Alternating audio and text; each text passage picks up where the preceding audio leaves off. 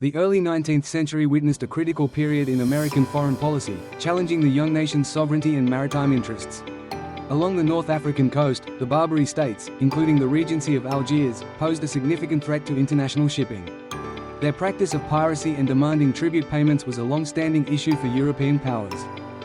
The United States, newly independent, initially sought to navigate these waters through diplomacy and financial appeasement. However, this approach proved unsustainable and ultimately detrimental to American prestige and economic stability. The escalating demands and continued harassment of American vessels necessitated a more decisive response. The primary catalyst for direct confrontation was the Barbary States' insistence on tribute for safe passage in the Mediterranean. Algiers, in particular, held American sailors captive, demanding exorbitant ransoms and annual payments. These actions directly challenged the United States' burgeoning maritime trade and national honor.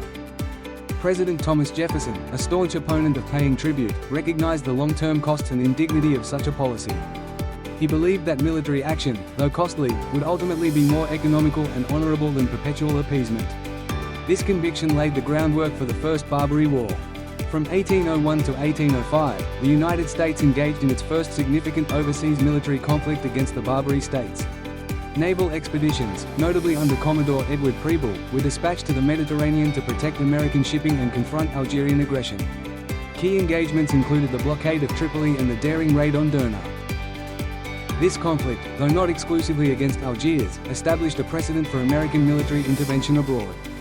It demonstrated the young nation's willingness to defend its interests through force when diplomacy failed.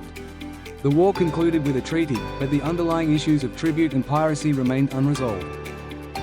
Following the War of 1812, renewed Algerian aggression against American vessels prompted the Second Barbary War in 1815. Commodore Stephen Decatur led a powerful American squadron to the Mediterranean, swiftly engaging and defeating the Algerian fleet.